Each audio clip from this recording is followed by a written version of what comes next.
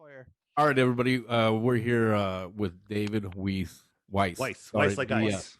Weiss like ice, the flat Weiss Earth auf king. Deutsch. You're the flat Earth king, right? I am not the flat Earth king. I am I the think flat you- earther with the biggest mouth and the most amount of time to expel. Very compelling, very compelling. So we need to hop right Great in. host. Great presenter. Yeah, me That- or you? No, you can go. You can go where you want, Chris. Chris, David Weiss. Rob, and David Weiss. When I was watching, like, who is David Weiss? I found your other shows, your other interviews very entertaining.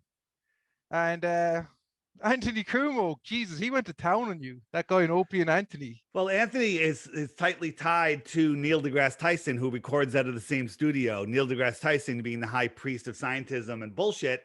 Anthony can never cross that line and look at reality because, I thought he was quite rude.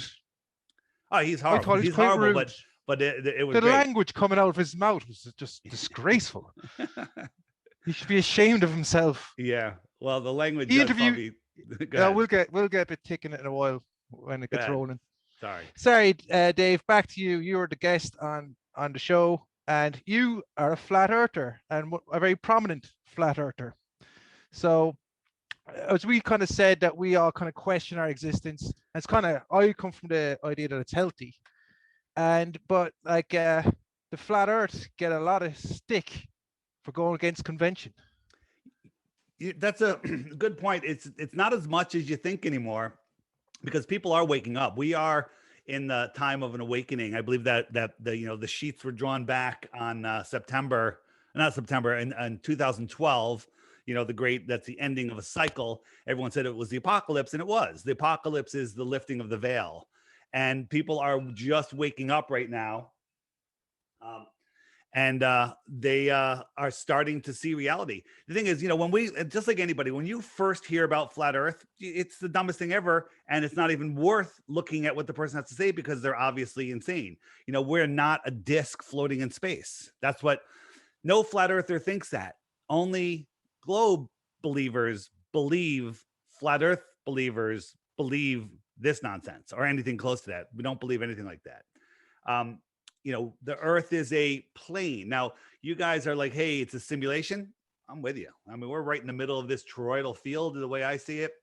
But the world that we experience in this simulation of reality, or whatever you want to call it, is on a flat, non-moving plane. Essentially. Yeah.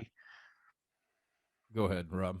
Oh, I was just going to start talking about the curvature of the Earth, but you go ahead, Chris, because I would be educated into the word being a globe, but I'd be looking at the curvature of the Earth stuff, and I don't know. My jury's out at the moment because I'm still trying to make. I remember as a kid them teaching us like the solar system. Yeah, is basically on a flat plane itself, and each planet is just a couple degrees out of kilter, basically, is what I remember from school. So that's what they taught us, that it's going around, but they in their model, they just didn't show us, is that the sun is traveling at over a half a million miles per hour. So we're chasing it, but somehow all of the planets are just keeping pace with the sun and going around it on this flat plane, right? And even that is a new type theory. Right. No, it's not. This is what they've always had, but they've never told us this. Right. Okay. Because you have to remember in the ball model, once there was nothing, then it exploded and created everything. And then all of the rocky balls, all the rocky bits turned into balls, and all of the gas bits turned into bigger flaming balls and left a vacuum in between. Okay. This sounds insanity, right? Like trying to convince this to somebody that's never heard anything about anything, that would be like, that's the dumbest thing they've ever heard. And that's the model that we, supposedly live under. In the scientific, in peer groups, that there's so much chaos in the universe, but then we see all the magic in the universe at the same time, that there has to be some kind of, I wouldn't call myself intelligent design, and I wouldn't call myself a creationist, but I do think there's a divine hand in everything. That's all you have to understand. what would be less spectacular than this world being an accident would be a tornado going through a junkyard in New York City, and when it comes out the other end, it built a fleet of 747s. That would be less spectacular. Okay. But when you talk about the chaos of this world, we're spinning at 1,000 miles an hour, orbiting at 66,000 miles an hour, chasing the sun at 500,000 miles an hour, going sideways at over 1 million miles per hour. I just heard someone the other day said it's like 20 million miles an hour. Whether it's 500,000 miles an hour, 1 million miles an hour, or 20 million miles an hour, it doesn't matter. We have a monument that was built here very mysteriously in 1981 called the Georgia Guidestones. You guys ever hear about them? Of course we have. Okay, so you guys are aware of it. This thing blew my mind. Go ahead. What, the astronomical part of it, or the New World Order part of it? We're more into New World Order. That little hole you're about to show there. Yeah, that little thing. I just learned about it yesterday listening to one of your shows. There you go. Okay. So you look through that little hole. It's like a little straw hole goes through the rock. And when you look through it, the Polaris, the North Star, is there. And you do a time lapse, all the stars spin around.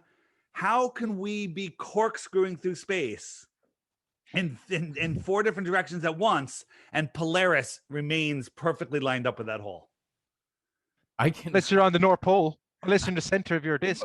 No, but we're corkscrewing and going around. I know. I know. I hear you saying. Craziest thing ever. And then, I mean, here's the thing. People go, there's no proof of flat Earth, and there's tons of proof of the globe. Well, that's wrong. There's tons of proof of flat Earth, and there's zero proof of the globe. Then there's other people say, you can't prove either. Well, that's not true. We can prove, not that it's flat, we can prove that it's not a globe. Okay?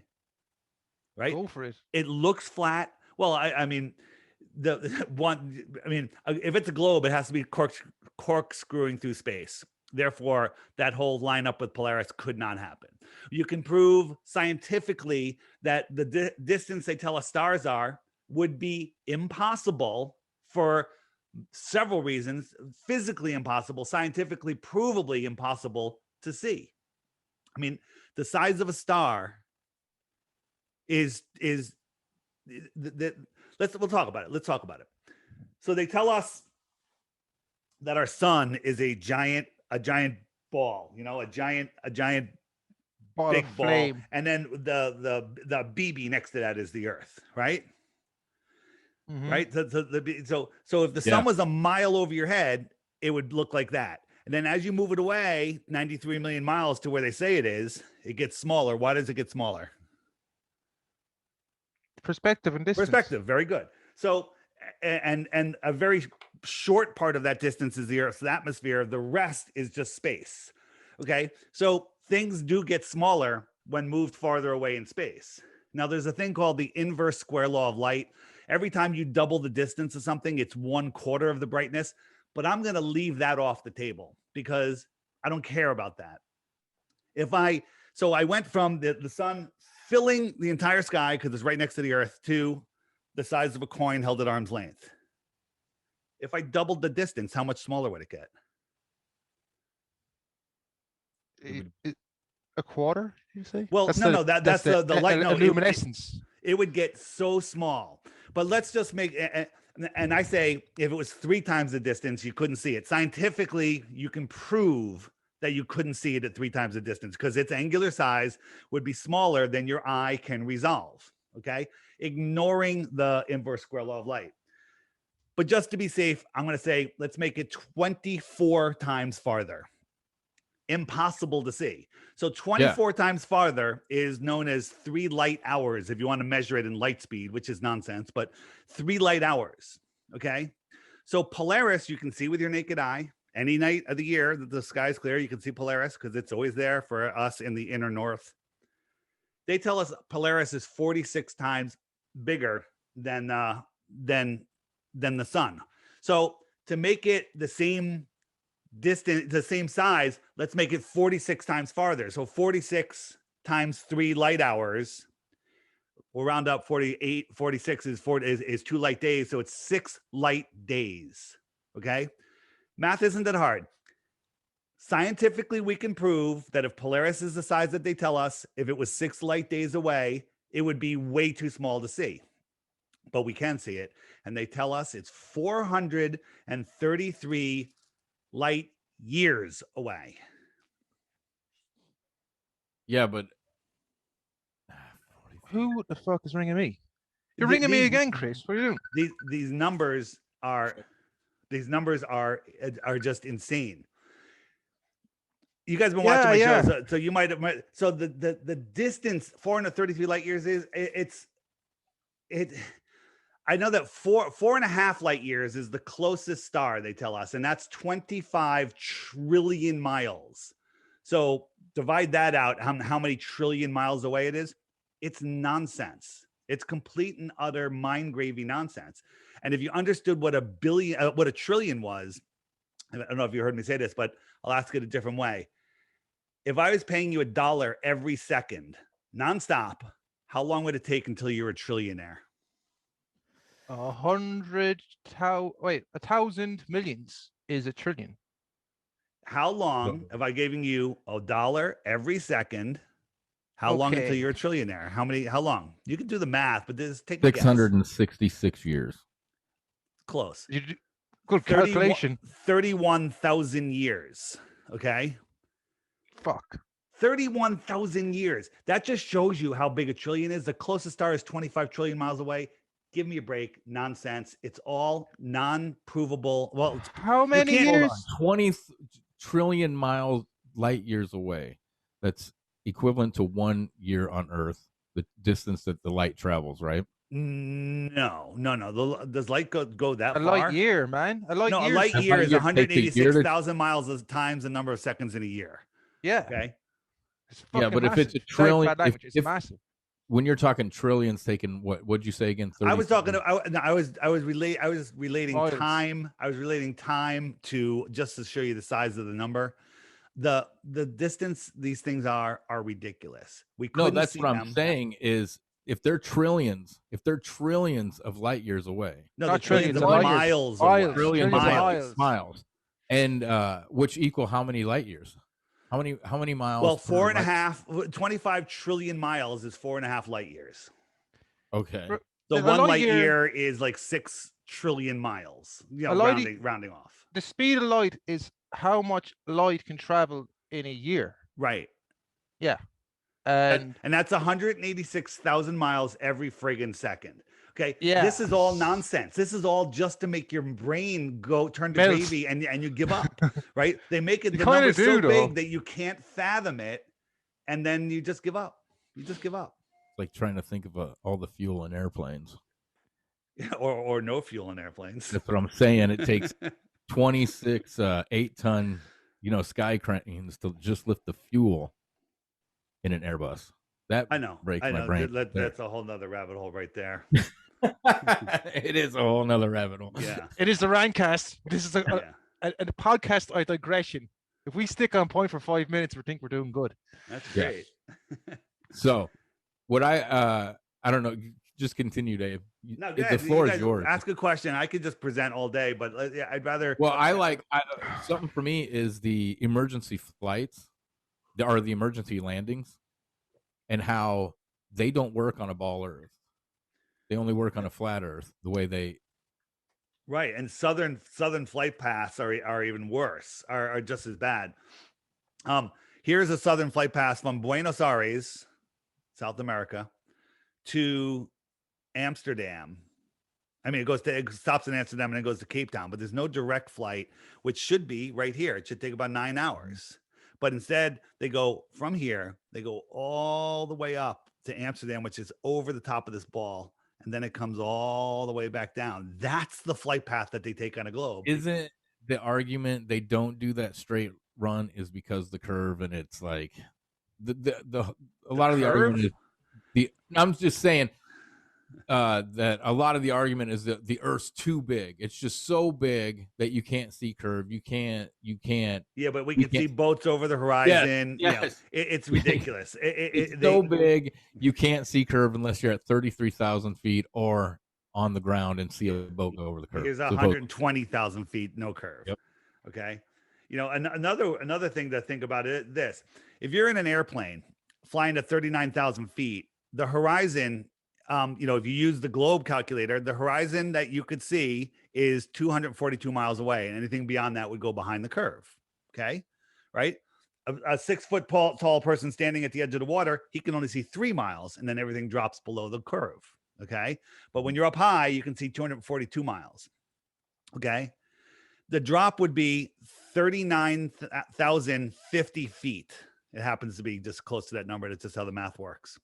Right. But the airplane is also at 39,000 feet. So you have to add those two numbers together. So the horizon that you're seeing here, when you look out an airplane, you can see the horizon out one window, you can see it out the other window. The horizon is supposedly 78,000 feet below you. That's higher than the friggin' U-2 spy plane flies. Okay. 78,000 feet below you. But you look out and it's right at eye level. Yeah. Yes. And that wrecks my head. Welcome to Flat Earth. It's a problem. It's a problem for me too, because that's what gets me. It doesn't get me frustrated, but I look at the numbers here. I was just calculating. So there's certain sites I can see with 20 kilometers away, which is 31.6 meters. But there's certain things we can see 50 kilometers away, which is 196 meters. I'm talking kilometers here in the curvature. And there is places where you can still see it, where you should be able to physically see the curve. But in these photos, you can't see it. Yeah, there's a channel called J. Tolan Media. This guy is awesome with lenses. He's got infrared adapters on his phone, on his computer, on his cameras. And J.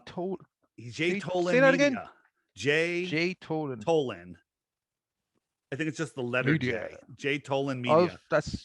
And he has seen things over 1,000 miles away, and he calculates all the curvature for you. He does great work, very technical stuff. It's not really easy to present to a beginner, first time looking at this, but when you look at it and you just kind of follow it through, these are things in school they don't teach us to think. They teach us to memorize and regurgitate. I mean, you guys have enough common sense. You only need this much, and you guys have more than that to see that we don't live on this spinning ball corkscrewing through an infinite universe. It's the cognitive dissonance. You get that always like echoed argument of, well, why can't I see the Rocky Mountains from my porch, living in Iowa? Right.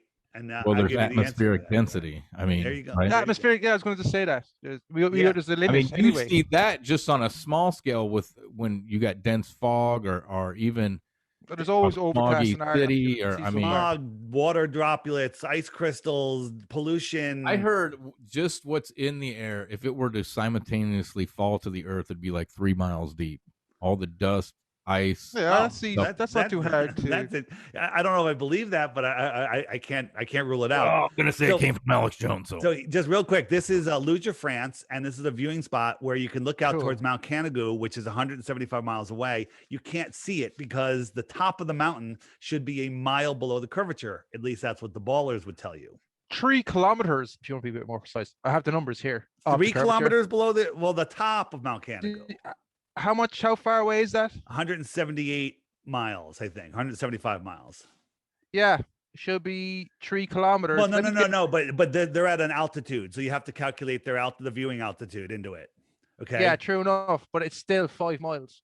Yeah. So the top of the mountain is unviewable because the light bouncing off of that mountain can't make it back to your eyes through all of the density. But on a couple days a year, when the sun lines up with the mountain, it backlights it and you can see it. Here's the top of the mountain here. It should be a mile below this physical horizon, which it's not. It's just an optical horizon.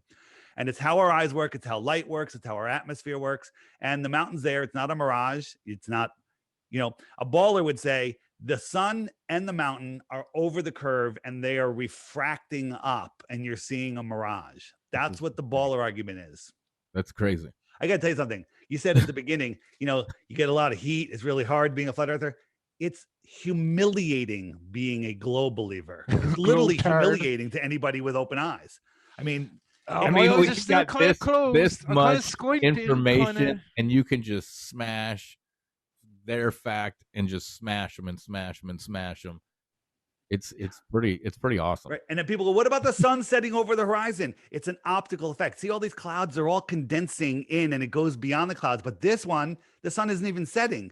You just can't see the distance between it, because when you zoom in on it, you can see that it's clearly still above the horizon. Okay. And this here is not a physical horizon. This is where the atmospheric deck of opacity meets the surface of the water. Okay, just due to perspective. And the sun just goes beyond it. It goes beyond it.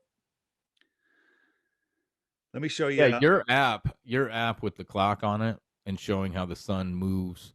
It's a lovely animation, by the way. It's east to west, whatever, around the flat Earth. Yeah. That visual itself helps. And I seen someone made an actual physical Even if the world is a globe, this shit is trippy out, though.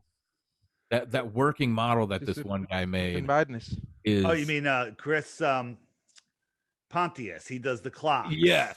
Yeah, he's great. It's like, wow. Like, I mean, what he had to put into making those, and then that shows you so well, because then you see the actual shading and the shadows, and as it goes around that right. That and people say, how come I can't see the sun if the Earth is flat? It should always be able to see the sun. And how come it's not light everywhere? And what I'd say is, get a big circular table or just a circular spot in a room, and make the room pitch black. So it's black. Then you get a flashlight, a torch, whatever you want to call it, and you hold it about, just a little over the table on one side, and it'll light up a ring. It'll light up an area of the table, and the other side of the table will be pitch black. And this is the type of thing that people are using when they even use lighting to do their YouTube videos to try to debunk flat Earth. Is the lighting itself, they'll have it where it's just lighting them and everything around them is dark. Right. But then in the real world, we have this atmospheric density also, which will make it so you can't see that sun. That you can't see that, even though light's not making it to you, you can't see the sun because the atmosphere just becomes opaque over distance, just like you can't see the other side of a large swimming pool. And the reason that the shape of the light changes, because when you're holding your light over the table and moving it around, it's making a nice circular pattern. But I believe that there is a dome, or at least the dome that moves the light is our atmospheric dome. And as the sun moves towards the edge of the dome, its light wraps around. Right now, the sun is over the Tropic of Cancer here, and then as it moves out, Now it's over the equator, equal, and then watch this. And as it moves out, the light will wrap all the way around. See it? The light wraps all the way around. This is what time and date. This is what time and date show us as how the Earth is lit by the sun, and we can recreate very similar pattern by just using a light over a glass dome. So this would be the real sun. The sun that we see is within the dome. And as it moves in and out towards the center, it creates these same light and dark patterns. This also proves that the Earth is not a globe, because you can't take a sphere and a single source light, the Earth and the sun, and light up the sphere more than half or less than half. It always lights up exactly half. You take a spotlight, put it on a ball, no matter how you tilt that ball, or where you move that sun, it always lights up half. But this time of year, more than half is lit up. And during the equinox, half is lit up. That can work on both. And when it comes back out, during the northern summer, it's going to go. Here it goes. So this is more than half during the northern winter. And this is less than half during the northern summer. That's impossible on a ball. Impossible. Yeah, I think there's a lot of impossible shit on a ball. Well, the fact that we're living, proves that we're. Can you go into the NASA lies? Sure. I think some of those too, the visuals, like you have. You know what? Even if we are globetards, the NASA lies on the blue pearl alone. Even if you're, never mind, forget about flat Earth and how they sold that image. This came from a satellite. And then they came out later when the flat earthers go, these images are lies. Then they admitted to it. These images are lies. We never told you. These were a model, whatever excuse they used. But even if we go into that, like, why are they lying about their photography and showing us these? Like, everyone knows now that the continent of America, is way too big anyway. Right. But that alone, why? Like, that alone's scary enough. They're lying to us about what they're doing out there. Never mind the models of it's a globe or heliocentric, whatever it's called. If space travel was real, we would have photographs of Earth, whole photographs of Earth. Instead, we get this garbage. This doesn't make any sense. I should be able to fit 8.5 of these in between the supposed diameter, because we can measure this on a map. We can actually drive it and measure it. So 8.5 would have to fit there. This proves that this is nonsense. Just this topic alone on the fake images from NASA is mental. People should be questioning this. Well, people say maybe the Globers will say SpaceX. You know what? Go ahead. Go ahead. No, go ahead. Well, no, when Elon sent that fucking car up there, like, why was there not cameras all the way around it so you could get a 360 view? Couldn't afford them. So expensive putting a fucking Tesla in the sky, dude. The weight. Because they only had cameras. David's on this. They had the camera there. He's they had on a camera looking. There was always something obstructing the view to the Earth. Instead of having cameras on all 4 points or all 6 points to be able to show all the way around. When this happened, it wasn't even as high as the space station. The space station never gets a view like this. Okay, this is nonsense. And why isn't that picture that we just went by right there in every Tesla showroom? It's in zero Tesla showrooms. It's in zero magazine covers. I thought that's what it was an ad. They were shooting some sort of ad, and that's what they were going to use to be, showing off their Tesla. Come on, if this was real, they don't. That poster would be in every showroom. Yeah. So I want one of those because it was in space. True enough. Right? If they pull this off, they'd be boasting about it every friggin' day. How come the tires didn't explode? Where there's not a single logo on here? What happened to the rear view mirror? Oh, we don't want us to look in the mirror. We might see something. Yep. Okay. I mean, Elon very interesting. Said, it looks so real it looks. You can tell it's real because it looks so fake. And we'd have better CGI. When they at the time of the launch, there's that one video where he's standing there watching it on a screen, and he goes, "Man, it looks so fake, but it's real." I thought you guys said you weren't flat earthers. Come on. No, I mean, I'm open-minded. We're stoners, man. We took a bit of acid. If you want to show everything out the window, a lot of stoners in the flat Earth movement, so that doesn't help. If you want everyone to break down the paradigm, take a few times of acid. I love your presentation. About everything. Yeah, your the more presentation people skills are amazing. What about the fact that we have the fact that we have a rover on Mars with a helicopter on it? Oh, that one. Chris has a big one, a big little story on that one. The helicopter, for one, I don't know how the hell it could fly on Mars. And their answer is that the propellers go very fast. Oh, they're super fast propellers. Super fast. Obviously, lads, it's NASA. They bring the molecule of life, which one of the molecules, which is oxygen, on a golden cube. Just the symbology of using that golden and stuff. We have to get some context. We got going to astrotheology and just back to ancient kind of stuff. It's just the symbols they throw in our face. Symbolic language. If we're kind of versed in what we like looking into, which is really interesting. We're from other sides of the planet, and to our own little rabbit holes. We're coming to the center of the plane. You're not that far away. Yes, across the center of the plane. So what I'm showing here is the only proof that we have a rover on Mars. This is it. GPL, Jet Propulsion Laboratories. Look, you see the square? That's where it's going to land. And it landed right in the square. Perfect. The end. Okay. That's it. This is the only proof. Well, here's some more proof. They're going to high Jack five. Parsons, They're going to high five, and that's going to prove it. Wait, was this the new one or this was the new one that with the helicopter on it? Of course, it is. It is the new one. They have high five! Yes, we made it. Go Italia! The Chinese one? Go Lazio! No, wait. Well, do you want to see the Chinese one? Do you have that Chinese one? Because I didn't know if they're trying to. Are they trying to pass that off as real Yes. They're trying to pass this off as real. So right? first, who's on the camera? And our rover film it, or how did that work? Yeah. They never mention any of that. The shadow, they're ridiculous, but it has to be real because not only are they clapping, they're all wearing masks. They're going to be hugging. They're going to be hugging, and you can't fake a hug. You can't fake a hug. Ready? There it is. Oh, social distancing. They caused this mess in the first place. It doesn't matter. Not social distancing. They did it. But look, watch the shadow. Look at this. This is the only proof that they have a rover on Mars. That looks like fucking PlayStation 2, man. A quick clip of it, and I was like, I thought the news was showing like a rendition, but then it showed them on the inside. I'm like, there's no way they're trying to pass that off. Yeah, that's real. And they never say it's real.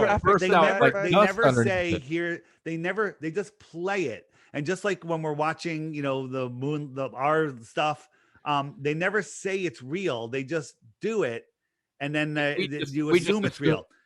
What is this? What is this a picture of? This is the NASA one.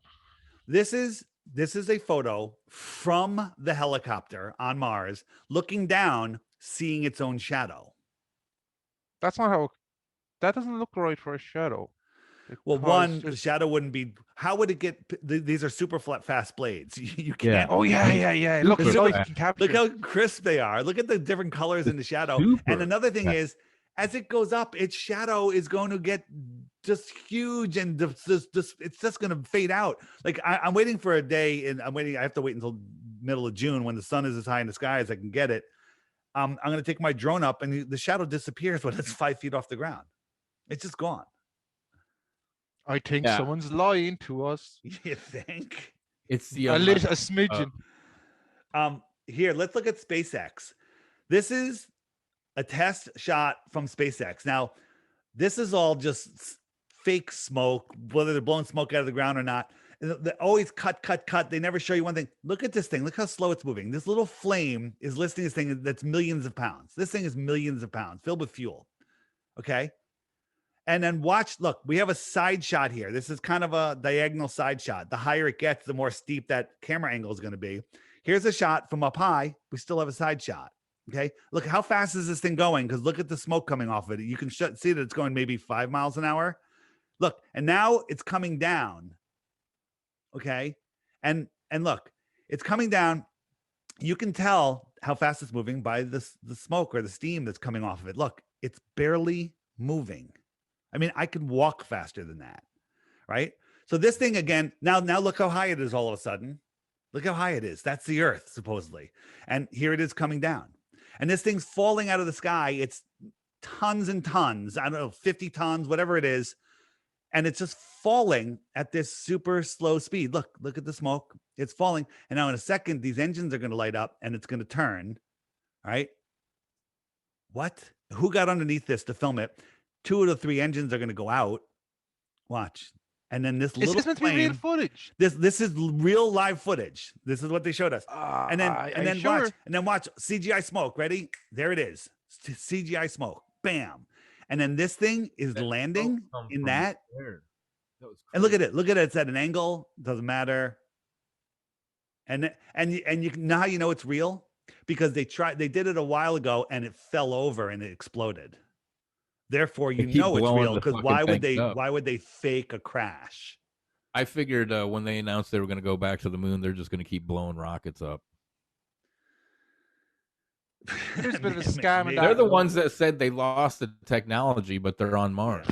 Yeah, I hate that line. So check this out. Someone these right here. I mean, on the space station, they hang from wires. Sometimes they're if it's a short clip, or they do these edited clips. They're on 0G planes, and they have CGI objects that they play with, and sometimes they play with real objects that they love their blow up balls, because you can blow them up with half helium, half air, and get them neutrally buoyant.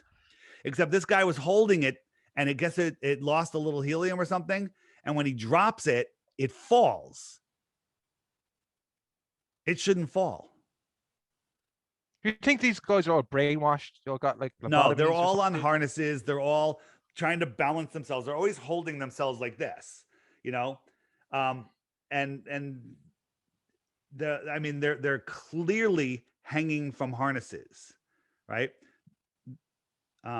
Here's one where I zoomed in. These guys are flipping stuff around. Can you see the harness there? You can see the harness. You didn't even need to zoom in there. That was like pretty. Well, it was really small because it was way back.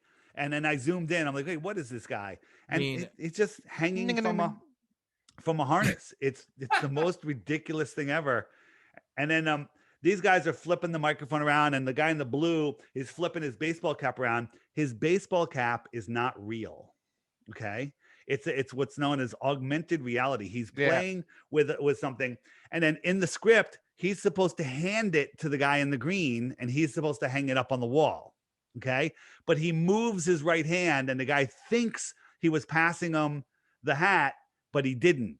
And also the guy's hand, I don't have it zoom in here. It goes right through the hat at one point because the hat's not there.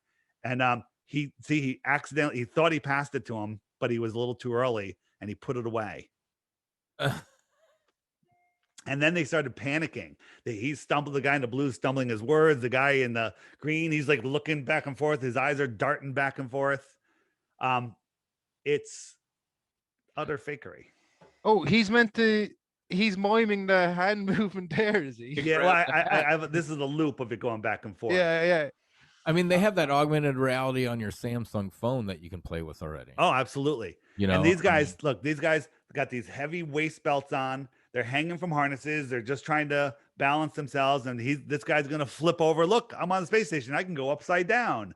That's all they do. They play with food. They play with water. They turn themselves upside down. But he's clearly hanging from a waist harness. Clearly. You feel really uncomfortable, though. They look check this out. Really uncomfortable. They got a fresh lemon up there, and their hand goes right through it. It's not real. Ooh. Okay, that's a good one. It's not real. And people chalk that up as to a photo, like a video glitch, but it's not. It's not like it's a digital distortion. It's a rendering issue. That's not like a frame got fucked up there. That's and look, helium balloon, which is kind of floating. They get it. It's fairly neutrally buoyant. And then this thing, where did that come from? Watch, I'll show you again. There's nothing here, and now there's something there. What? And now she's playing with it. And it's called leap motion or digital augmented reality, where they're maneuvering things that they can see either in contact lenses or at a screen behind the camera. And they're maneuvering things in free space. They're so far ahead of us. These little things that you got behind you with the augmented reality thing, looks almost caveman like when you know what they can do. Oh, sure. I mean, the movies, the CGI in the movies and stuff, and then they give us this thing where we can have like dumb looking avatars and we can interact in VR space, and then they can say, oh, this is gonna be, what we could do with it. They've already did it with it. They're so far ahead of us with it. Yeah. They've spent how much on the military to have them augmented goggles now? Correct.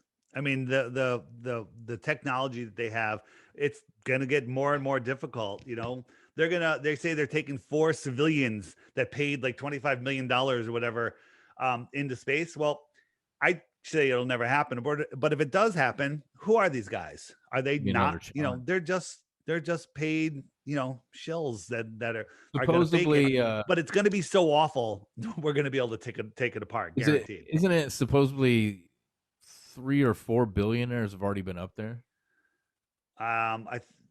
Not that I know of, but but again, if you want to prove the Earth is flat, it's very, very simple. But they don't come back with like cell phone pictures and shit like that I've seen. No, never. Like take a GoPro up there and film everything yourself. They never film that. They never show live out the window of the Earth at night because we could match up the lights that they would see, and they can't do it. Like they went by a football stadium. Like, well, how come? Where's the stadium? Well, why is that stadium lit or whatever? There's no way they can do it.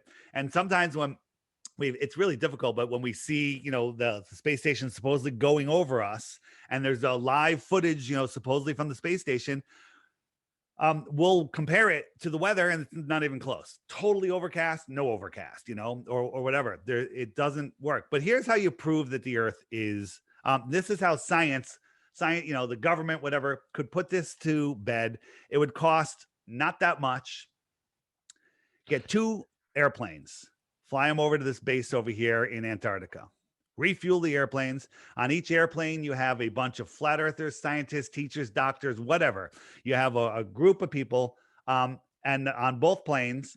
And one plane flies off the coast and goes around this way, and the other plane flies off the coast and goes around this way.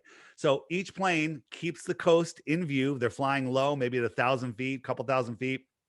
And the one going around counterclockwise keeps it on the left-hand window, and the one keeps it on the right, keeps the land on the right-hand window. 7,000 miles later, they're going to both be over here. And that just proved that this is about 14,000 miles around. That's what they tell us it is. The problem is it's not. That's not how the world is set up. So they'll never do it. They'll never do it. That's all they would have to do. The last person to try to circumnavigate was Captain Cook. And he went over 60,000 miles trying to go around the Earth. He did it 3 times, I think.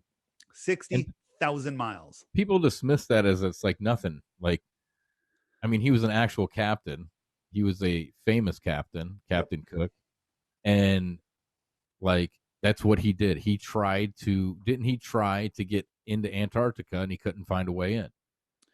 Yeah, there's some stories. There's one of those stories is the Iron Republic. It's a great book.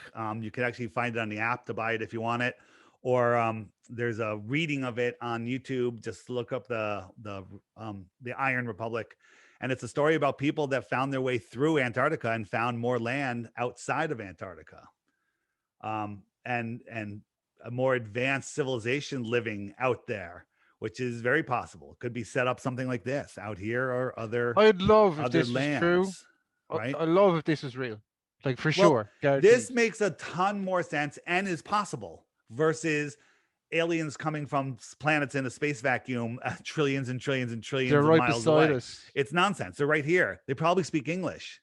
I'd love that was like if we could do that. If that's legit. Yeah. You know, it's a more exciting existence that we live in this. Well, it's amazing. Going back to the flight routes, Buenos Aires to Perth. FlightAware says this is the fastest route, but we're not allowed to fly over Antarctica because we could disturb the penguins. So let's just go around Antarctica. That would be the shortest trip right there. I thought one of the arguments about not being able to fly over Antarctica, because that's the thing, is people can circumnavigate all the fuck they want. They can't go north to south and back to north. And the one guy, I think there's been a couple excursions of polar circumnavigation, but when you track it on the globe, they just go down one side and back up. That's like me trying to prove that my street, which is straight, is a loop, and I'm gonna go that way, and I could pop up over there to prove it. But instead, I go there, I touch the end of the street, and then I go there, I turn around, I come back, and I go, look, I circumnavigated my street. Yeah. And then they say, well, you've got the record, man. And when you look at the flight path, they're just going up and down one side the flight path on this globe. Is the opposite. The plane goes this way, goes all the way up across America, across Europe, and then comes down, across. And this is what it looks like. Well, that's not what it looks like. This is what it looks like. It goes from Buenos Aires to either Miami or what does that say? They might be doing that just to charge you for all the fuel they don't put. Or Houston. Well, all the fuel they don't use. It goes here to Houston, then it stops in California, then it stops in Sydney, then it goes across, or it goes this way, Europe, Singapore. Way longer. Why don't they just pop across the bottom? And the answer is they can't, because that's not how the world is set up. We tracked Max Egan, who was taking the Santiago to Auckland flight, and the seatback cushion, the seatback TV said that he was taking, the kind of skirting around by Antarctica route, and he took compass readings that didn't match that. His compass readings were northwest, then west, and then southwest, and then south. And then we laid his compass readings out on a flat earth, and it works perfectly, right? Magnetic north is in the center. and that compass needle always needs to point towards the center. So Max Egan, the Australian. Yeah, Max Egan. And he hated flat Earth. He did it to prove that the flight existed. I can imagine. I don't see him being like too vocal about it. Well, now he basically says we don't know what the Earth is, and that's fine because he's right. We don't know what the Earth is. Yeah, that's how I feel. We do know it's not a spinning ball flying through a space vacuum. Do you ever think, when you go off into the equator, that massive plane, it's like a Mario Brothers, that level, that battle level, where you go one side and you come out the other? Yeah. Well, there are people that there are some flat earthers through baseball and hit you in the back of the head. Are there flat earthers that think that? Well, there's people that are globe deniers that don't think that the sun circles, but the sun clearly circles because you can see it circle. We can see it circle from the Arctic, and we can see it circle from the Antarctic. I have issue how they say the sun's moving. I think the sun is stationary. No, like the model how we say it's beaming through space, because if it was moving, then our star signs wouldn't make any sense, and we kind of proofs that they've been aligning for millennium. Funny you should bring that up, because that's what we're going to talk about right about now. That's my third eye. Where is my thing? So on the app I made, the Flat Earth Sun, Moon, and Zodiac Clock app. I just think this is really cool. App. Probably should go down those. Stop calling it Flat Earth. We could sell these as something else because it's really nice design. Let's move this out of the way. We need a marketing meeting. You got these as wall clocks yet? I made a wall. I fell in love with this the minute I saw it. I originally made a wall clock. I made about 150 of them, and they ended up, just to get them to somebody at break even cost after shipping and everything, it was like $150. I'm like, that ain't gonna work. So yeah, and that was just me making them. I mean, I'm sure somebody could make them, but the problem is the sun didn't do what it's supposed to do. Right now, the sun, for those of you new, the sun is the hour hand of the sky clock. It goes around once every 24 hours. It keeps track of the hours and the days. It laps the moon once every 28 days. So the moon's phases and position keep track of the months. Okay. And that's how that works. The reason the sun right now. The phases of the moon. That's what's going on there. Okay. Yeah. So when it gets near the moon, we have a new moon, and then when it gets farther away from the moon, we have a full moon. But the reason the sun isn't pinned to the hour hand is because right now here in where I live in Connecticut, we're on daylight savings time, which is fake time. It's really an hour earlier than they tell us. So the sun is showing showing the real time versus fake time. So right now the moon is waxing, right? And it's getting bigger as the sun is leaping. So the sun will lap it once every 28 hours. So a moment ago, you mentioned the stars. Well, if I turn the stars on, these are the zodiac stars. They spin around at almost the same speed as the sun, but slightly faster. They don't lap the sun once every 28 days like the sun laps the moon. They lap the sun once a year. So right now, the sun is in this constellation. Next month, Cancer, the Tropic of Cancer. Oh, yes, star signs. To it. So it'll migrate slowly. Look like it's going backwards. It's really going in the same direction, but you think it's going backwards. You think it's going in the opposite direction. And the moon, because the moon is going much slower than the sun, the moon will migrate through each tropic every 3 days. Okay, it only takes the moon 3 days because the zodiac wheel is going faster than the sun. The zodiac wheel laps the moon like once every, let me think about that, once every 36 days or something like that.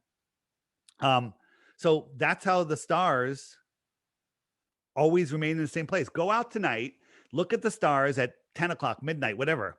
Mark where they are, make a little star chart, and then a year from now, same night, same time, go out, and those stars will be in the exact same position. The exact. Did you hear that, Chris? Yeah. When we are in, supposedly in like chaos. Yeah. In I mean, chaos, that spinning corkscrew is like chaos. Supposedly the Big Bang and and everything. Right. And they try to tell you it's all relative.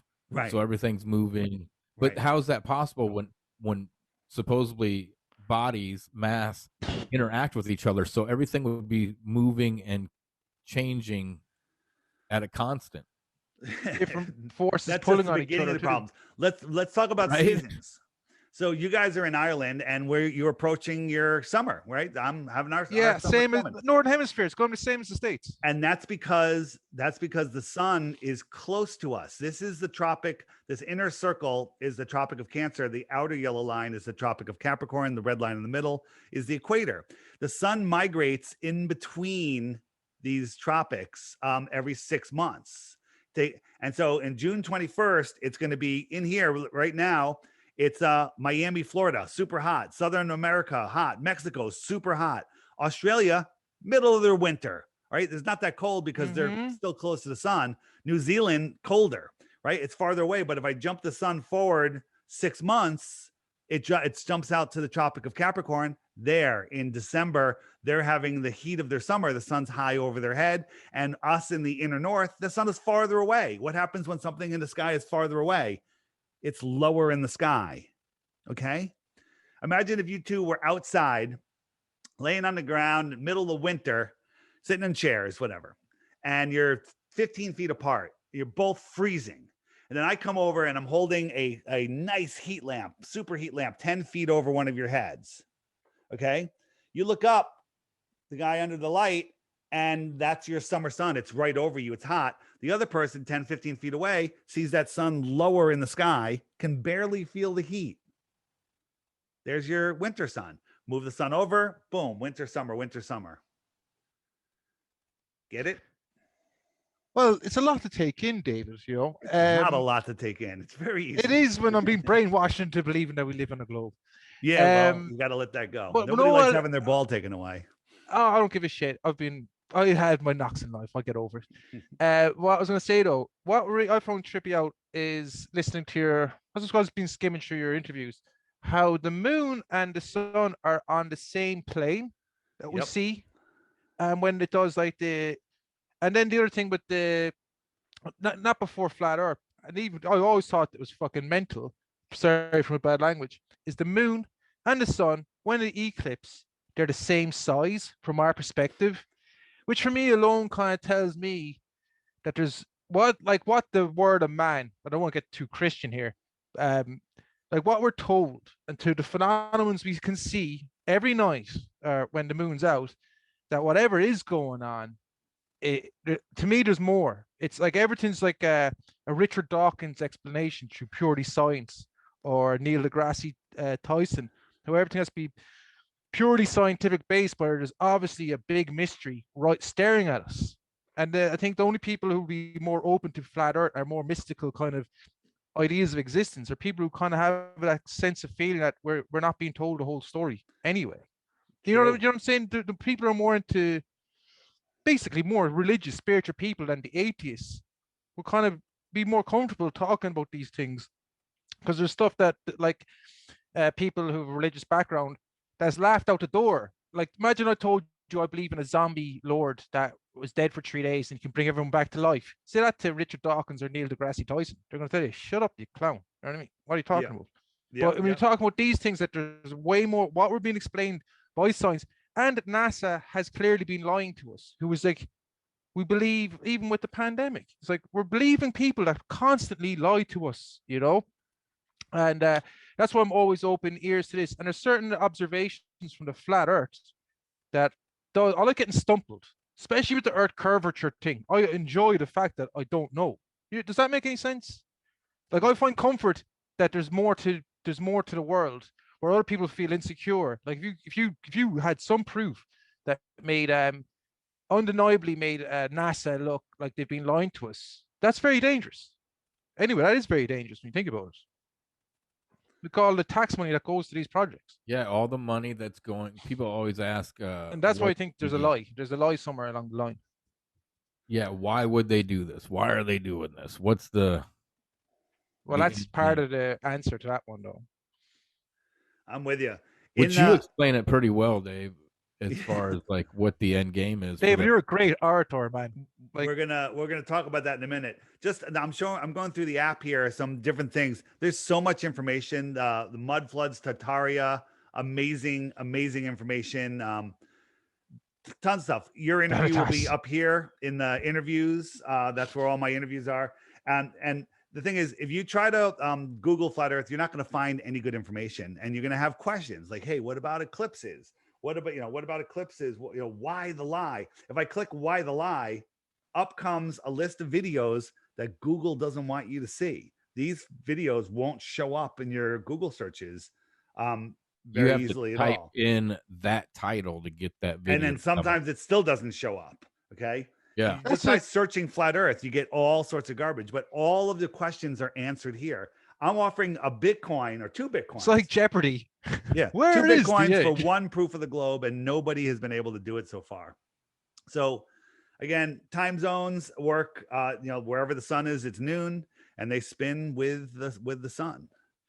Right? Makes perfect sense. Can I find this app in the Play Store? Yeah, so this app is in the Play Store. You need Android 8.0 or higher, and I got 8.0. And then Apple, you need an iPhone 6 or better, and my phone's right. And so my phone's all messed up. It's $3, one-time fee. There is a pop-up once a day, no ads, that says, "Would you like to subscribe for 99 cents?" You don't have to. Just exit out. You don't have to wait. No ads, nothing. It only shows up once a day. Okay. David, besides the point, and this is the Rantcast, and we'll digress over the smallest things. I'm really impressed with this application you've developed. I think there's going to be more of this, of people like, we're not getting our search results we want, so you're going to have to build your own application to scour the web. I did it, and it's less than a beer, and you don't piss it away in 20 minutes. You have it for the rest of your life. If you're unsure about the app, I don't pay for apps. I want my apps for free because I'm the product in that case. You just read the reviews. It's the highest rated app in both stores. I like technology anyway. I like the way it's designed. Everyone loves it. New video every day. Never mind the subject being flat Earth. The way you laid it out, it's like the podcast featured video discussing the tech behind it, man. The featured video every day is what we'll get you. Just watch the featured video each day for a couple weeks, and then you'll know that you don't live on a spinning ball. You're talking about so tech savvy, man. Yeah. So listen to this. Eclipses. Yeah. As you said, the possibility of our moon lining up perfectly with the sun, which is 400 times farther and 400 times bigger, making a perfect eclipse is 1 in a gazillion, whatever. It's ridiculous. The chances of it happening. Can we pause here, Dave, a second? Can we ask Chris, how do you feel about that when you see that the sun is 400? What's the numbers there, David? 400 times larger, 400 times farther. Therefore, it looks the same size. Before you give your answer, Dave, I want to hear Chris. Me and Chris never talk about this particular stuff. We never get into it. We talk about a lot of other shit, but not this. So, what do you think when you see that? Like when you hear like the sun being so far away, the moon eclipse. That's what makes people have been asking that, lately. So a solar eclipse happens when the they said at some point we're not going to get a perfect eclipse anymore. What's that? What they said. Yeah. They said what? What did they say? I read an article maybe a couple years ago how at some point we're not going to be able to. The moon's going to be too far away from the Earth because supposedly the moon is spinning outwards. Yes, and getting away from the Earth. That it's going to knock it out to where we're not going to get those perfect. Excuse me. Yeah, because in the last couple of years, those questions have come up. It's like, wait a minute, like how is it so perfect? It's 400 times bigger. It's 400 times the distance. But they're saying because it's moving away and soon it's not going to do that. Yeah. Bullshit. I think it's artificial. I think what I was put there. Hang on a second. You guys got to think about this. The idea that they can even calculate when an eclipse would happen is nonsensical because the world's supercomputer can't even figure out a 3-body problem. But did you know that all of the eclipses repeat every 18 years? Yes, because I listened to one of your interviews. Yeah, there you go. They repeat every 18 years. Like they're on a perfect wheel. The wheels in the sky keep on turning. Okay. The sun, its wheel takes 365 days to make a loop. Okay. So this isn't the scale or the speed. And then the moon does that loop every 28 days, 14 days in, 14 days out, and only when they meet at a nodal point. So only when they meet is there an eclipse. Right now, these are going at different speeds. This, it takes 14 days in, 14 days out. This is 6 months in, 6 months out. And then when they cross, that's when you have an eclipse. And the eclipse button in the app will blow you away. There's so much good information in there. It will completely blow your mind. Sacred geometry kind of there, or holy geometry as I listen to it. Sacred geometry, man. That's what it's always referred to, sacred geometry. Someone referred to it as holy geometry. Well, they're trying to coin their own culture. So Dave was on earlier. I was like, what the fuck? We'll get into stereo with that later on. Spherical. Means we're on that is insane. That even and that models you made there, those graphics model, I might actually write to you afterwards. Who designed it? How'd you calculate the calculation you made there in the eclipses on the flat Earth map, the flat Earth model? Is mind-blowing in itself. There's I got to add the slide to my presentation, but there's a thing called the Antikythera mechanism. It's something they found off the island in Greece, off of Antikythera. It had a bunch of geared wheels, fossilized in in a rock, and they had it out for years, and then they did an MRI on it, and they were able to see, and it's a highly advanced geared mechanism over 2,000 years old that they rebuilt it. They actually created it and built the clock. And when you turn it, it tells you where most of the planets are and where the moon and the sun are and all of the eclipses. It predicts them again and again. It just keeps on going around and around and around.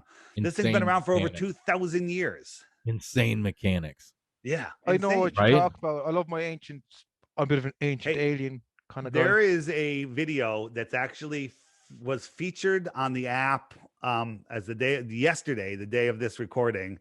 And if you get the app and you go into the archives, so towards the end, the last two videos at the end of May, is this May, right? May 2020, right? Or is it 2021? 2021, pal. 2021. It's all one big fucking year. Is he going to deny time? Video, but it will completely blow your minds on what this world was. It gets into Tartaria, the advanced civilization that was here. Are you talking about the video that dropped yesterday or today? Yeah, the long one. Yeah, it's like 5 hours long. Yes. Yeah, someone sent it to me right away. First. Yeah. You listen. Someone sends me a 20-minute video. I'm like, oh, come on, man. I don't have 20 minutes. I'm on my third watching. I'm on my third watching of this 5-hour video. A 5-hour interview of you. No, I'm on my third watching of this video, and I will watch it again. Okay. So is that good? There's so much information in there, and it will blow your mind. It'll blow your mind. No, you do not need weed. You're gonna feel high when you're done with it. Well, go outside preaching out the window, going, everything's a lie, guys. Getting the straitjackets after me. Why do the Apollo astronauts have a star on the Hollywood Walk of Fame? This is good question. Because they're great actors. Because they're great actronauts. I like Buzz though. Yeah, they're actors. Buzz, isn't it? Why are all of the guys that are supposedly responsible for heliocentrism all Freemasons? Okay. Because it's a private club and you're not invited, so get out. Why? Just before the Apollo missions, did a NASA advisor, Stanley Kubrick, an astronaut, Kubrick, Arthur C. Clarke, sci-fi author, right, and administrator of NASA, all get together in Hollywood. Why? These are things that I want to know. Why? That alone, that picture there is Kubrick, what he put in The Shining, the little the symbology and the symbols. Oh yeah, in The Shining that had to do with the moon landing. All of it. It's yeah. All, that's actually so much. They let us know all the time. You just have to have eyes to see. These are two shots with the same clouds. Lazy bastards. Different coloration, different filters. Yeah, same clouds. Right? They tried to make us think that, look, the Earth isn't as bright. It's all the pollution, right? Well, the clouds They forgot to change the clouds. Well, it's the same jet streams, man. The jet streams were the same. Yeah, Dave, it's the same jet streams, man. I've heard it all. I mean, they'll come up with some crazy shit, Whoa, I want to say the moon is hollow and there's a hollow Earth. So the hollow Earth thing just I love it, man. Now we Unless don't know what's jump below. down to another level. We don't know what below 7.5 miles. There could be a whole nother realm below us. Okay, it's another realm above us. Is it 7.5 miles the drill that bore down? Deepest hole ever dug. And if you have kids and if you ever played Minecraft, you can only dig to a certain point. You hit bedrock, you can't dig any further. And that's on a flat plane itself. That Minecraft, one of the biggest, games ever, and really? People don't realize it's on a flat plane. It's on a flat plane. Of course, it's on. Wait. It's a 3D simulation, dude. Nice. It's XYZ, man. Mm-hmm. Here's a book, 16 emergency landings that prove flat Earth, and again, I'll show you one of them. But there's many times where there's emergency landings that prove that the Earth is flat. NASA's in charge of flight routes. NASA's in charge of radar. NASA's in charge of GPS. NASA's a bunch of liars. Wait, sorry, David. That's a good point. If we're going to get anything out of this, NASA are in charge of our the flight paths, the radios. Yep. Okay. Wait. Let's pause a second because I'm going to run downstairs for 2 seconds. But that is crazy. You're saying when I'm looking at those applications on the phone, looking at the flight maps, that database is coming from NASA. Yep. Yeah, everything. That proves everything that stands more for the argument of flat Earth, of controlling the information. Right about here, there was an emergency. I don't know what it was. Somebody had a baby or had a heart attack or both, and maybe plane had to land. Hawaii would have been the first choice. LA would have been the second choice. Probably turning back would have been the third choice. And the last choice would have been going all the way up to Alaska. But they did because this is the actual flight route. Boom, emergency, Alaska. Hawaii is all the way out here. Yeah. Okay. So this has happened numerous times. The UN fully documented in this book. This book, you can find it on the app or just search 16 emergency landings. It's free online for PDF, but this is a coffee table quality book, a book that will go down in history, a book that will be worth money as soon as more oppression hits and they no longer allow the printing of these books. I highly recommend you get it. It's linked in the app under the books page, or you can just search for it on lulu.com. And the only reason I'm pushing that is because we need these books out here. Buy a box of them and give them away to family and friends. Visuals. It's the visuals. The visuals. That's why I bond because the visuals and you have I don't know. No one can refute you. It's just entertaining anyway. It's a good quality, wholesome entertainment. It's good. And if it's a map true, 10 centuries really old showing all of these continents outside of Antarctica. What the heck is out here? Right? Giants, dinosaurs. Right? And it could be like that. We could have energetic domes, physical domes. I don't know. I don't think that we're trapped here. I think that the elite that are running this world make us think we're trapped here because they have us living on a ball. I believe there is a dome, but I believe there's more land beyond that dome. And there may be a way at certain times of the year, certain planetary alignments. Or not. Like it's an infinite flat. Our labor makes them rich. Our existence is what makes them rich. It's like art. Like an infinite flat plane with puddles. Well, that's less crazy than an infinite space vacuum with gas before balls. You came on, David. With gas balls floating in the space vacuum. Even like an infinite space is wacky. Anyway, trying to get your head around it, it never ends. Yeah. They're talking about realms. Anyway, so that alone, that there's a part that is non-physical, but we're in the same realm or something environment, like that makes me trip out. Like this is the path of the space. This is the space station. I think this one's the space station, and these are. I'm pretty sure the white line is the space station. I'm pretty sure. But this is what it looks like on a flat Earth. Goddamn bastards. Interesting. I'm kind of digressing here, but when I look at the flat Earth and even Earth theory, do you ever see the little animation online about growing Earth? Like, I think Pangea theory is a load of bollocks, because if Pangea makes sense, that means one side of the planet and the globe was full of water, which doesn't make sense to me. because we love that part that the flat Earth goes. If it was that way, everything would go to the equator. All of the water and all of the land would all be at the equator, because it would all be due to centrifugal force, and it would all be pushed out to the equator. But I think Pangea theory, which the scientists of Neil deGrasse, they all declare Pangea theory. That's what it's called, Pangea, when it's all one big continent. Yeah. Mm-hmm. Did you ever see the Growing Earth little animation? Kind of says, well, the Earth's to me it makes more sense. But Pangea theory, the way it's, if you get a science book and read Pangea, there's just one big continent, but they still argue that it was a little water on the other side, and you're like, no, that doesn't make any sense. Yeah. And anyone who thinks like that doesn't think at all. One continent splitting apart would make more sense on a flat Earth. It makes no sense. And all of the pyramids, Pangea doesn't make. They're all lined up with the stars. Still, the stars never moved, and neither do any of the things that are pointing at the stars. And we like our pyramids because we're into the old ancient, mad, mystical weirdness. That's guys, a lot of chunk of what we do is about we got to wrap it up. So yep, Dave, pleasure, man. You can find me at theflatearthpodcast.com if you forget everything else. Get the Flat Earth Sun, Moon, and Zodiac Clock app. Make sure it's by Blue Water Bay and Google Play. App. There's already a knockoff from the Flat Earth Society disinfo group with the same name. They stole half my graphics. The app sucks. I think it's free. Don't send me an email telling me my app sucks, because it's not my app. All right. So check my app out. If you're unsure, just look at the rating. It's the highest rated app in the App Store. And the last thing is my YouTube page, which is all short videos, good starter videos. It's like, just a little piece of crack. Try this, smoke this. It's really good. Okay, you get not endorsing really crack here. Cracker. Don't do crack, kids. Don't do crack. It's DITRH. It's the initials for deep inside the rabbit hole.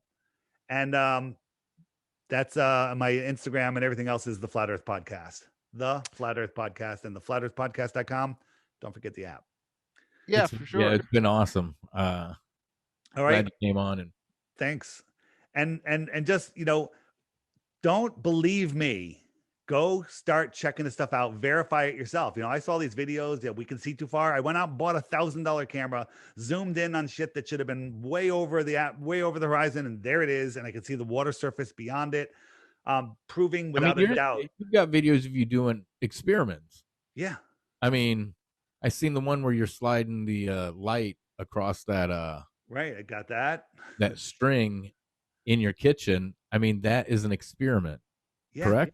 That's a demonstration, a model. Yeah, a demonstration. I mean, it shows it. I mean, right. It shows you how we see things. In the app, you say, "What about the sunset?" Sunsets were always like, "What about the sunset? Damn it!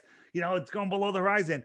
Go to the "Where Does the Sun Go" videos and binge on those. Bring some popcorn, and food, and some.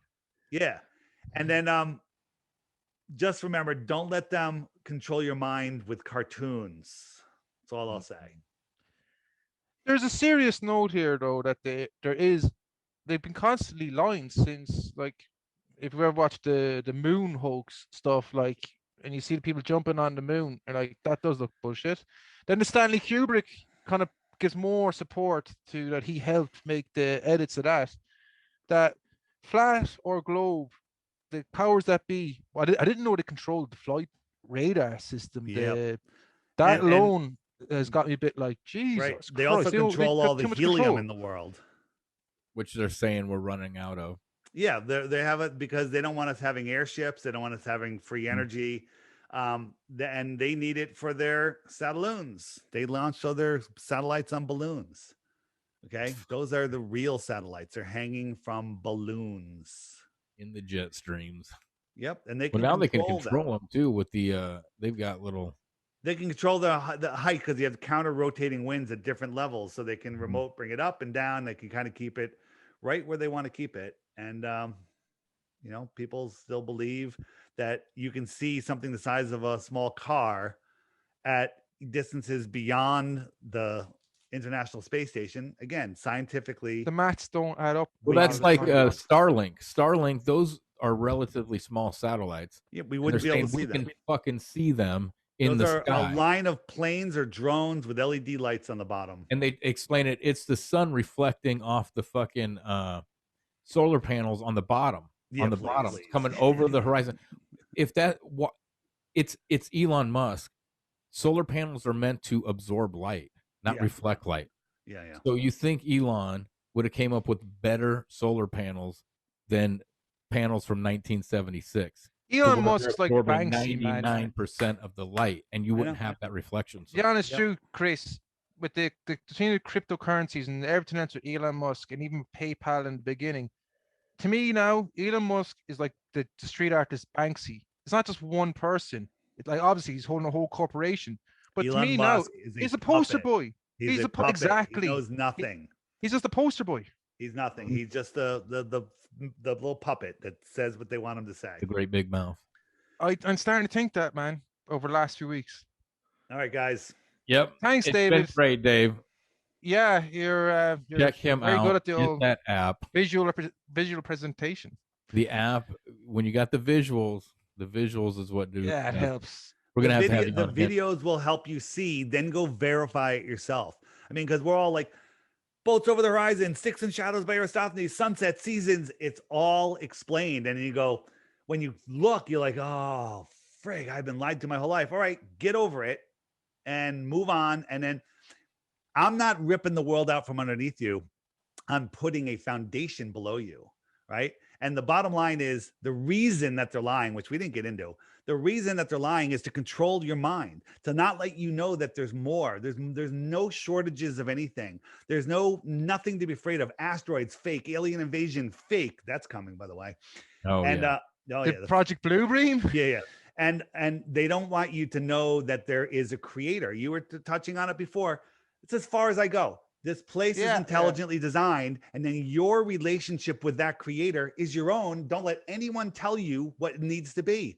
That's how I preach it too, to be honest. Yeah. I don't get too like fucking evangelical, like this is the book and all that shit. Like, if this is the book for you, enjoy it. Share it with people. Let them see it, and then let them make up their own minds. Whatever you want, but don't say this is the book or you're going to hell. Okay? Yeah, exactly. Because that's not right. That's not right. Again, it's been great, Dave. Go get this app, and if you want to make two Bitcoin, right? Get the app. One proof of the globe. And then just go through the videos and just debunk them all if you're that good. No, you don't have to debunk them all. One proof of the globe is all I ask. Just one, and you get 2 Bitcoin. Boom. Boom. But you don't get any pirate chain. That I'm. You got me. I got a load of questions now. I got a load of questions now. We can continue this on with Chris, but you got me thinking. Yeah. Which is good for Stereo Street. All right, man. Guys, see you. Thanks so much. David. Hey, send me a link when this is up, and I'll share it on the app. All right? All right, man. All right, cool, see you, bro. bye. Thank you very much. The Flat Earth Sun and Moon Clock App. A dynamic new app to teach family and friends about where they actually live. The sky is a perfect clock. The sun measures the hours and days. The moon measures the weeks and months. The star constellations measure the seasons and years. 12/12 or 24-hour clock face, or go hands-free. The Flat Earth Sun, Moon, and Zodiac Clock app with new added features. World Time. See what time it is all around the flat Earth. A true Earth compass that shows true navigation across and around the flat Earth plane. Weather. Tap for detailed local weather information. Know what phase and where the moon is at all times. Watch the sun travel between the tropics for the seasons. Select an amazing background. Add your own or have the app change it to a new one automatically every time you use the app. Add a countdown to your next big date. Learn the truth about our world with the featured video of the day. Web button for additional flat Earth related features, from the mythical curve calculator all the way to Tartaria. While talking to friends, easily pull up pictures that expose the globe lie and shine light on the flat Earth truth. Video playlists in different languages. See the real trade winds circling the flat Earth, and clean screen features. Simply click off the items you don't wish to see. The Flat Earth Sun, Moon, and Zodiac Clock app is the best tool to show your friends and strangers how our flat Earth actually works.